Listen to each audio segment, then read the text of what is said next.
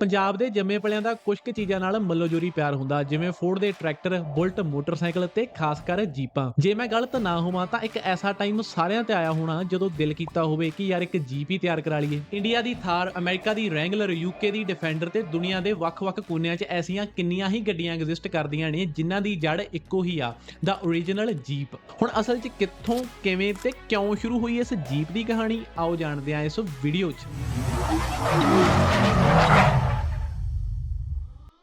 ਸਤੰਬਰ 1, 1939 ਏਡੋਲਫ Hitler ਦੇ Poland ਸ਼ਹਿਰ ਤੇ ਹਮਲਾ ਕਰਨ ਦੇ ਨਤੀਜੇ ਵਜੋਂ ਸ਼ੁਰੂ ਹੋ ਗਈ ਦੂਜੀ ਵਿਸ਼ਵ ਯੁੱਧ, ਯਾਨੀ ਕਿ ਦਾ ਸੈਕੰਡ ਵਰਲਡ ਵਾਰ।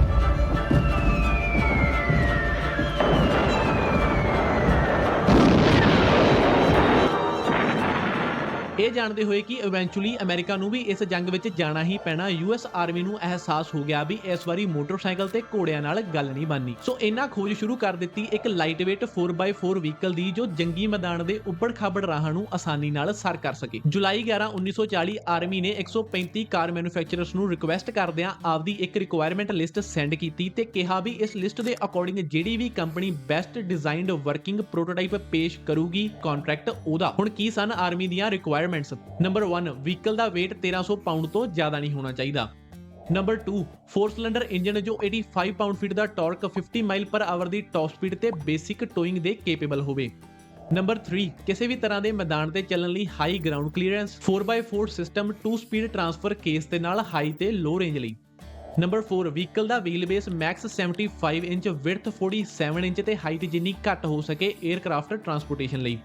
ਨੰਬਰ 5, ਬੰਦੇ ਤੇ ਸਮਾਨ ਕੈਰੀ ਕਰਨ ਲਈ ਮਿਨੀਮਮ ਪੇਲੋਡ ਕੈਪੈਸਿਟੀ 600 ਪਾਉਂਡ ਤੇ ਇੱਕ ਫੁੱਲ ਟੈਂਕੀ ਤੇਲ ਦੀ ਵਿੱਚ ਘੱਟੋ ਘੱਟ 300 ਮਾਈਲ ਦੀ ਰੇਂਜ। ਇਸ ਤੋਂ ਇਲਾਵਾ ਵਹੀਕਲ ਐਕਸਟ੍ਰੀਮ ਸਟ੍ਰੈਸ ਤੇ ਕੰਡੀਸ਼ਨਸ ਨੂੰ ਹੈਂਡਲ ਕਰਨ ਦੇ ਕੇਪੇਬਲ ਹੋਵੇ, ਡਿਜ਼ਾਈਨ ਸਿੰਪਲ ਹੋਵੇ, ਈਜ਼ੀ ਟੂ ਟਰਾਂਸਪੋਰਟ ਵਗੈਰਾ ਵਗੈਰਾ। ਹਿਸਾਬ ਲਾ ਲਓ ਵੀ 1940s 'ਚ ਇਹ ਸਾਰੀਆਂ ਰਿਕੁਆਇਰਮੈਂਟਸ ਨੂੰ ਮੀਟ ਕਰਨਾ ਕਿੰਨਾ ਔਖਾ ਹੋਊਗਾ, ਤੇ ਆਰਮੀ ਨੇ ਜਿਹੜੀ ਡੈਡਲਾਈਨ ਦਿੱਤੀ ਉਹ ਤਾਂ ਇਸ ਤੋਂ ਵੀ ਐਕਸਟ੍ਰੀਮ ਸੀ, ਸਿਰਫ 49 ਡੇਜ਼। ਇਹੀ ਕਾਰਨ ਸੀ ਵੀ 135 ਚੋਂ ਸਿਰਫ 3 ਕਾਰ ਮੈਨੂਫੈਕਚਰਰਸ ਨੇ ਇਸ ਰਿਕੁਐਸਟ ਨੂੰ ਫੋਲੋ ਅਪ ਕੀਤਾ, ਤੇ ਉਹ ਸਨ ਅਮਰੀਕਨ ਬੈਂਟਮ ਕਾਰ ਕੰਪਨੀ, ਵਿਲੀਜ਼ ਓਵਰਲੈਂਡ ਤੇ ਫੋਰਡ। ਆਰਮੀ ਦੇ 49 ਡੇ ਟਾਈਮ ਫਰੇਮ 'ਚ ਸਭ ਤੋਂ ਪਹਿਲਾਂ ਪ੍ਰੋਟੋਟਾਈਪ ਭੇਜਣ ਵਾਲੀ ਕੰਪਨੀ ਸੀ ਬੈਂਟਮ, ਤੇ ਇਹਨਾਂ ਦੀ ਗੱਡੀ ਦਾ ਨਾਮ ਸੀ ਬੈਂਟਮ ਰੀਕੋਨੈਸੈਂਸ ਕਾਰ, ਸ਼ਾਰਟ ਵਿੱਚ BRC। BRC 'ਚ ਇੱਕ 45 ਹਾਰਸ ਪਾਵਰ ਵਾਲਾ ਕੰਟੀਨੈਂਟਲ 4 ਸਿਲੰਡਰ ਇੰਜਨ ਸੀ, ਤੇ ਇਹ ਗੱਡੀ ਆਰਮੀ ਦੀਆਂ ਆਲਮੋਸਟ ਸਾਰੀਆਂ ਰਿਕੁਆਇਰਮੈਂਟਸ ਨੂੰ ਮੀਟ ਕਰਦੀ ਸੀ, ਸਿਰਫ ਇੱਕ weight ਨੂੰ ਛੱਡ ਕੇ। ਪਰ ਆਰਮੀ ਵਾਲੇ ਇਸ ਚੀਜ਼ ਨੂੰ ਇਗਨੋਰ ਕਰਨ ਲਈ ਤਿਆਰ ਸਨ, ਕਿਉਂਕਿ ਇਨੀਸ਼ੀਅਲ ਟੈਸਟਿੰਗ 'ਚ ਇਹ ਪ੍ਰੋਟੋਟਾਈਪ ਸਾਰਿਆਂ ਨੂੰ ਬਹੁਤ ਪਸੰਦ ਆ ਰਿਹਾ ਸੀ। ਜਿਹੜੀ ਚੀਜ਼ ਉਹ ਇਗਨੋਰ ਨਹੀਂ ਕਰ ਪਾ ਰਹੇ ਸਨ ਉਹ ਸੀ ਬੈਂਟਮ ਦਾ ਸਮਾਲ ਸਕੇਲ ਆਪਰੇਸ਼ਨ। ਵਿਲੀਜ਼ ਤੇ ਫੋਰਡ ਦੇ ਮੁਕਾਬਲੇ ਬੈਂਟਮ ਇੱਕ ਬਹੁਤ ਛੋਟੀ ਕੰਪਨੀ ਸੀ, ਤੇ ਆਰਮੀ ਨੂੰ ਡਰ ਸੀ ਵੀ ਇਹਨਾਂ ਤੋਂ ਵਾਰ ਟਾਈਮ 'ਚ ਮਾਸ ਪ੍ਰੋਡਕਸ਼ਨ ਹੈਂਡਲ ਨਹੀਂ ਹੋਣੀ। ਸੋ ਆਰਮੀ ਨੇ ਇਹ ਕੀਤਾ ਕਿ BRC ਪ੍ਰੋਟੋਟਾਈਪ ਦੇ ਬਲੂਪ੍ਰਿੰਟਸ ਤੇ ਡਿਜ਼ਾਈਨ ਵਗੈਰਾ ਨੂੰ ਫੋਰਡ ਤੇ ਵਿਲੀਜ਼ ਨਾਲ ਸ਼ੇਅਰ ਕਰਦਿਆਂ ਉਹਨਾਂ ਲਈ ਇੱਕ ਬੇਸਿਕ ਲੇਆਊਟ ਜਿਹਾ ਸੈੱਟ ਕਰਤਾ। ਇਸੇ ਬੇਸਿਕ ਡਿਜ਼ਾਈਨ ਲੇਆਊਟ ਨੂੰ ਫੋਲੋ ਕਰਦੇ ਹੋਏ ਵਿਲੀਜ਼ ਵਾਲਿਆਂ ਨੇ ਤਿਆਰ ਕਰ ਲਈ ਵਿਲੀਜ਼ ਕੁਆਡ, ਫੋਰਡ ਵੋਲਵਾਈ, ਫੋਰਡ ਪਿਜਮ, ਤੇ ਬੈਂਟਮ ਨੇ ਵੀ BRC ਨੂੰ ਇੰਪਰੂਵ ਕਰਕੇ ਫਾਈਨਲ ਟੈਸਟਿੰਗ ਬੈਟਲ ਲਈ ਤਿਆਰ ਕਰ ਲਿਆ। ਤਿੰਨੇ ਗੱਡੀਆਂ ਦੀ ਲਿਮਿਟਸ ਨੂੰ ਟੈਸਟ ਕਰਨ ਲਈ ਆਰਮੀ ਨੇ ਇਹਨਾਂ ਦੀ ਚੰਗੀ ਤਰ੍ਹਾਂ ਤਸੱਲੀ ਕਰਾ ਕੇ ਦੇਖੀ। ਇੱਕ ਆਹ ਫੋਟੋ ਦੇਖੋ, ਉਸ ਵੇਲੇ ਦੀ ਗੱਡੀ ਵਿੱਚ ਬੈਠੇ 3 ਬੰਦੇ, ਪਿੱਛੇ ਪਾਈ ਤੋਪ, ਸਾਰਾ ਕੁਝ ਹਵਾ 'ਚ ਆ। ਬੈਂਟਮ ਦੀ BRC ਸਭ ਤੋਂ ਹਲਕੀ ਤੇ ਕੰਪੈਕਟ ਹੋਣ ਕਾਰਨ ਮੋੜ ਘੋੜ 'ਚ ਕਾਫੀ ਤੇਜ਼ ਸੀ। ਫੋਰਡ ਪਿਜਮ ਫੋਰਡ ਦੇ ਮਾਸ ਪ੍ਰੋਡਕਸ਼ਨ 'ਚ ਐਕਸਪੀਰੀਅੰਸ ਦਾ ਸਬੂਤ ਦਿੰਦੀ ਸੀ। ਫੋਰ ਐਗਜ਼ਾਮਪਲ, ਜਿੱਥੇ ਦੂਜੀਆਂ ਗੱਡੀਆਂ 'ਚ ਸਲੈਟ ਸਟਾਈਲ ਗ੍ਰਿਲ ਦਾ ਯੂਜ਼ ਕੀਤਾ ਹੋਇਆ ਸੀ, ਪਿਜਮ 'ਚ ਫੋਰਡ ਨੇ ਇੱਕ ਸਟੈਂਪਡ ਗ੍ਰਿਲ ਦਾ ਯੂਜ਼ ਕੀਤਾ, easy to assemble and manufacture. ਪਰ US ਆਰਮੀ ਵੱਲੋਂ ਓਵਰਆਲ ਕੰਟਰੈਕਟ ਜਿਸ ਕੰਪਨੀ ਨੇ ਜਿੱਤਿਆ ਉਹ ਸੀ ਵਿਲੀਜ਼ ਓਵਰਲੈਂਡ, ਤੇ ਇਹਦਾ ਕਾਰਨ ਸੀ ਵਿਲੀਜ਼ ਕੁਆਡ ਦਾ 60 ਹਾਰਸ ਪਾਵਰ ਤੇ 105 ਪਾਉਂਡ ਫੀਟ ਟਾਰਕ ਵਾਲਾ ਗੋ ਡੈਵਿਲ ਇੰਜਨ, ਜੋ ਬਾਕੀ ਦੋਨਾਂ ਗੱਡੀਆਂ ਦੇ ਕੰਪੈਰੀਟਿਵ ਕਿਤੇ ਜ਼ਿਆਦਾ ਪਾਵਰਫੁਲ ਸੀ। ਆਰਮੀ ਨੇ ਵਿਲੀਜ਼ ਕੁਆਡ ਦਾ ਨਾਮ ਬਦਲ ਕੇ ਰੱਖ ਦਿੱਤਾ ਵਿਲੀਜ਼ MB। ਤੇ ਹੁਣ ਓਵਰਆਲ ਮੈਜੋਰਟੀ ਕੰਟਰੈਕਟ ਭਾਵੇਂ ਵਿਲੀਜ਼ ਨੇ ਜਿੱਤਿਆ ਸੀ, ਪਰ ਹੈਵੀ ਪ੍ਰੋਡਕਸ਼ਨ ਡਿਮਾਂਡਸ ਨੂੰ ਚੰਗੀ ਤਰ੍ਹਾਂ ਫੁੱਲਫਿਲ ਕਰਨ ਲਈ ਆਰਮੀ ਨੂੰ ਫੋਰਡ ਦੀ ਐਕਸਪਰਟੀਜ਼ ਤੇ ਪਲਾਂਟਸ ਦੀ ਵੀ ਲੋੜ ਸੀ। ਸੋ ਆਰਮੀ ਦੇ ਕਹਿਣ ਤੇ ਵਿਲੀਜ਼ ਓਵਰਲੈਂਡ ਨੇ ਫੋਰਡ ਨੂੰ ਇੱਕ ਨਾਨ ਐਕਸਕਲੂਸਿਵ ਲਾਇਸੈਂਸ ਪ੍ਰੋਵਾਈਡ ਕੀਤਾ ਵਿਲੀਜ਼ MB ਦੇ ਡਿਜ਼ਾਈਨ ਨੂੰ ਯੂਜ਼ ਕਰਨ ਲਈ, ਤੇ ਫੋਰਡ ਨੇ ਆਪਦੇ ਵਾਲੇ ਵਰਜ਼ਨ ਦਾ ਨਾਮ ਰੱਖ ਦਿੱਤਾ ਫੋਰਡ GPW। ਤੇ ਕਿਉਂਕਿ ਪਾਰਟਸ ਸ਼ੇਅਰਿੰਗ ਲਈ ਆਰਮੀ ਨੂੰ ਇਹ ਦੋਨੋਂ ਗੱਡੀਆਂ ਆਈਡੈਂਟੀਕਲ ਚਾਹੀਦੀਆਂ ਸਨ, ਵਿਲੀਜ਼ ਨੂੰ ਵੀ ਫੋਰਡ ਦਾ 9 ਸਲੌਟ ਸਟੈਂਪਡ ਗ੍ਰਿਲ ਵਾਲਾ ਡਿਜ਼ਾਈਨ ਅਡਾਪਟ ਕਰਨਾ ਪਿਆ। ਐਟ ਲਾਸਟ ਕਹਿ ਲਓ ਵੀ ਤਿੰਨਾਂ ਕੰਪਨੀਆਂ ਦੇ ਇੱਕ ਮਿਕਸਡ ਜੇ ਇਨਪੁਟ ਨਾਲ ਤਿਆਰ ਹੋ ਗਈ ਫਾਈਨਲ ਪ੍ਰੋਡਕਸ਼ਨ ਵਿਲੀਜ਼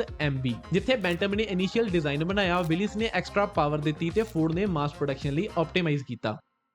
ਮਿੱਤਰੋ, ਜੇ ਤੁਸੀਂ ਨੋਟਿਸ ਕੀਤਾ ਹੋਵੇ ਤਾਂ ਮੈਂ ਹਜੇ ਤੱਕ ਕਿਤੇ ਵੀ ਜੀਪ ਸ਼ਬਦ ਦਾ ਯੂਜ਼ ਨਹੀਂ ਕੀਤਾ, ਤੇ ਕਰਨਾ ਚਾਹੀਦਾ ਵੀ ਨਹੀਂ, ਕਿਉਂਕਿ ਇਸ ਪੁਆਇੰਟ ਤੱਕ ਇਹਨੂੰ ਕੋਈ ਵੀ ਜੀਪ ਨਹੀਂ ਕਹਿੰਦਾ ਸੀ। ਕਿਸੇ ਵੀ ਕੰਪਨੀ ਨੇ ਇਹਨੂੰ ਜੀਪ ਨਾਮ ਨਹੀਂ ਦਿੱਤਾ ਸੀ। ਹੁਣ ਅਸਲ 'ਚ ਇਹ ਜੀਪ ਨਾਮ ਆਇਆ ਕਿੱਥੋਂ, ਇਹਦਾ ਐਗਜ਼ੈਕਟ ਰੀਜ਼ਨ ਤਾਂ ਕਿਸੇ ਨੂੰ ਨਹੀਂ ਪਤਾ। ਇੱਕ ਥਿਉਰੀ ਤਾਂ ਇਹ ਕਹਿੰਦੀ ਆ ਵੀ ਮਿਲਟਰੀ ਲਿੰਗੋ 'ਚ ਵਿਲੀਜ਼ MB ਨੂੰ GP ਆਖਿਆ ਜਾਂਦਾ ਸੀ, ਜਿੱਥੇ G ਸਟੈਂਡ ਕਰਦਾ ਸੀ ਫॉर ਗਵਰਨਮੈਂਟ ਵਹੀਕਲ, ਤੇ P ਰੈਫਰ ਕਰਦਾ ਸੀ ਇਹਦੇ 80 ਇੰਚ ਵੀਲ ਬੇਸ ਨੂੰ। ਓਵਰ ਟਾਈਮ ਫੌਜੀਆਂ ਨੇ GP ਨੂੰ ਤੇਜ਼-ਤੇਜ਼ ਬੋਲਣਾ ਸ਼ੁਰੂ ਕਰਤਾ, ਤੇ ਫਲੋ 'ਚ GP ਕਦ ਜੀਪ ਬਣ ਗਿਆ ਇਹ ਕਿਸੇ ਨੂੰ ਪਤਾ ਹੀ ਨਹੀਂ ਲੱਗਿਆ। ਦੂਜੀ ਪਪੂਲਰ ਥਿਊਰੀ ਇਹ ਕਹਿੰਦੀ ਆ ਵੀ ਇਹਦਾ ਨਾਮ ਪੋਪਾਈਸ ਕਾਰਟੂਨ ਦੇ ਇੱਕ ਕਰੈਕਟਰ ਯੂਜੀਨ ਦਾ ਜੀਪ ਤੋਂ ਇੰਸਪਾਇਰਡ ਆ। ਜਿਹੜੇ ਸੋਲਜਰ ਪੋਪਾਈਸ ਤੋਂ ਵਾਕਿਫ ਸਨ ਉਹ ਵਿਲੀਸ ਐਮਬੀ ਨੂੰ ਆਪਸ 'ਚ ਦਾ ਜੀਪ ਕਹਿਣ ਲੱਗ ਪਏ, ਕਿਉਂਕਿ ਕਾਰਟੂਨ ਯੂਜੀਨ ਵਾਂਗੂ ਇਹ ਵੀ ਮੈਜੀਕਲ ਸੀ ਤੇ ਕਿਤੇ ਵੀ ਪਹੁੰਚ ਜਾਂਦੀ ਸੀ। ਤੇ ਇਦਾਂ ਦੀਆਂ ਕਈ ਹੋਰ ਥਿਊਰੀਜ਼ ਨੇ। ਹੁਣ ਅਸਲ 'ਚ ਆਇਆ ਕਿੱਥੋਂ ਇਹ ਤਾਂ ਕਿਸ ਨੂੰ ਨਹੀਂ ਪਤਾ, ਪਰ ਜੀਪ ਨਾਮ ਇਹਦੇ ਨਾਲ ਸਟਿਕ ਜ਼ਰੂਰ ਕਰ ਗਿਆ। 1943 'ਚ ਵਿਲੀਸ ਨੇ ਇਸ ਨਾਮ ਨੂੰ ਟ੍ਰੇਡਮਾਰਕ ਕਰ ਲਿਆ ਤੇ ਵਰਲਡ ਵਾਰ 2 'ਚ ਜੀਪ ਨੇ ਐਲਾਈਡ ਫੋਰਸਿਸ ਲਈ ਮਿੱਤਰੋ ਇੱਕ ਨਾਮ ਭੁੱਲਣਯੋਗ ਰੋਲ ਪਲੇ ਕੀਤਾ ਸੀ। ਜਸੂਸੀ ਕਰਨੀ ਹੋਵੇ, ਫੌਜੀ ਢੋਣੇ ਹੋਣ, ਮੈਡੀਕਲ ਸਰਵਿਸਿਜ਼, ਅਸਲਾ ਬਰੂਦ ਤੇ ਹੋਰ ਇਕਵਿਪਮੈਂਟ ਦੀ ਮੂਵਮੈਂਟ ਤੇ ਇਹੋ ਜਿਹੇ ਅਣਗਿਣਤ ਹੋਰ ਕੰਮ ਸਾਰੇ ਜੀਪ ਹੀ ਕਰਦੀ ਸੀ। ਇਹਦੀ ਕਿਤੇ ਵੀ ਪਹੁੰਚ ਕੇ ਕੁਝ ਵੀ ਕਰ ਜਾਣ ਦੀ ਸਪਿਰਿਟ ਨੇ ਜੀਪ ਨੂੰ ਫੌਜੀਆਂ 'ਚ ਇੱਕ ਹੀਰੋ ਬਣਾਤਾ ਸੀ। ਅਮਰੀਕਨ ਪ੍ਰੈਜ਼ੀਡੈਂਟ ਆਈਜ਼ਨਹਾਵਰ ਦਾ ਤਾਂ ਇੱਕ ਬਹੁਤ ਮਸ਼ਹੂਰ ਕੋਟ ਵੀ ਆ ਕਿ The Jeep, the Dakota airplane, and the landing craft were the three tools that won the war.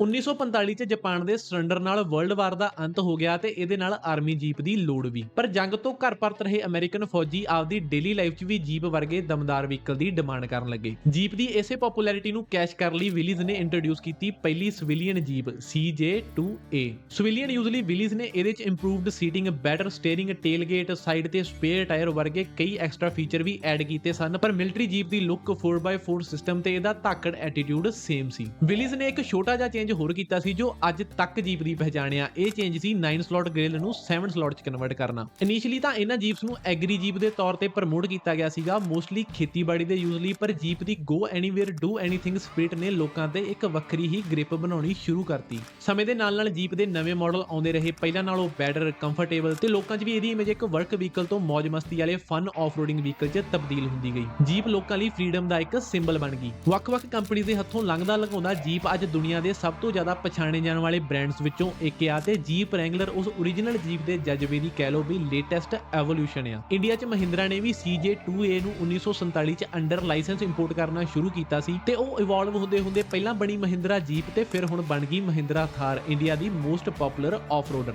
Japan 'ਚ ਮਿਤਸੂਬਿਸ਼ੀ ਜੀਪ J3 ਤੇ ਅੱਗੇ ਆਏ model under licence Willys jeep CJ3B ਤੇ ਬੇਸਡ ਸਨ। ਟੋਯੋਟਾ ਲੈਂਡ ਕਰੂਜ਼ਰ ਦਾ earliest version Toyota BJ jeep ਨੂੰ direct competition ਦੇਣ ਲਈ ਹੀ ਬਣਿਆ ਸੀ ਤੇ ਸਿਮਿਲਰ ਡਿਜ਼ਾਈਨ ਫਿਲਾਸਫੀ ਨੂੰ ਫੋਲੋ ਕਰਦਾ ਸੀ। ਫਿਲੀਪੀਨਸ ਤਾਂ ਲੋਕਾਂ ਨੇ ਵਾਰ ਟਾਈਮ 'ਚ ਬਚੀਆਂ ਵਿਲੀਸ ਜੀਪਾਂ ਨੂੰ ਪੈਸੇਂਜਰ ਟਰਾਂਸਪੋਰਟੇਸ਼ਨ ਲਈ ਮੋਡੀਫਾਈ ਕਰਕੇ ਜੀਪਨੀ ਨਾਮ ਦੇਤਾ ਤੇ ਅੱਜ ਦੇ ਟਾਈਮ ਤੱਕ ਇਹ ਜੀਪਨੀ ਉੱਥੋਂ ਦੀ ਕਲਚਰਲ ਆਈਕਨ ਆ। ਲੈਂਡ ਰੋਵਰ ਸੀਰੀਜ਼ 1 ਵੀ ਜੀਪ ਤੋਂ ਹੈਵੀਲੀ ਇਨਸਪਾਇਰਡ ਸੀ ਤੇ ਅੱਗੇ ਜਾ ਕੇ ਇਹੀ ਡਿਫੈਂਡਰ ਬਣ ਗਈ। ਫਰਾਂਸ 'ਚ ਹੌਚਕਿਸ M201, ਸਾਊਥ ਕੋਰੀਆ 'ਚ ਕੀਆ KM420। ਜੀਪ ਦਾ ਗਲੋਬਲ ਇੰਪੈਕਟ ਇੰਨਾ ਕੁ ਜ਼ਿਆਦਾ ਸੀ ਵੀ ਦੁਨੀਆ ਦੇ ਹਰ ਕੋਨੇ 'ਚ ਆਪਾਂ ਨੂੰ ਇਹਦੇ ਡੈਰੀਵੇਟਿਵਸ ਦੇਖਣ ਨੂੰ ਮਿਲ ਜਾਣਗੇ। ਕੋਈ ਫਰਕ ਨਹੀਂ ਪੈਂਦਾ ਤੁਸੀਂ ਕਿੱਥੋਂ ਬਿਲੋਂਗ ਕਰਦੇ ਹੋ, ਕਿਹੜੀ ਭਾਸ਼ਾ ਬੋਲਦੇ ਹੋ, ਕਿਸ ਏਜ ਗਰੁੱਪ 'ਚ ਆਉਣੇ ਹੋ। ਆਹ 2 ਗੋਲੇ ਤੇ 7 ਸਲੋਟ ਇੱਕ ਕਾਗਜ਼ ਤੇ ਵਾਦੋ ਤੇ ਲੋਕ ਸਮਝ ਜਾਣਗੇ ਵੀ ਤੁਸੀਂ ਜੀਪ ਦੀ ਗੱਲ ਕਰ ਰਹੇ ਹੋ।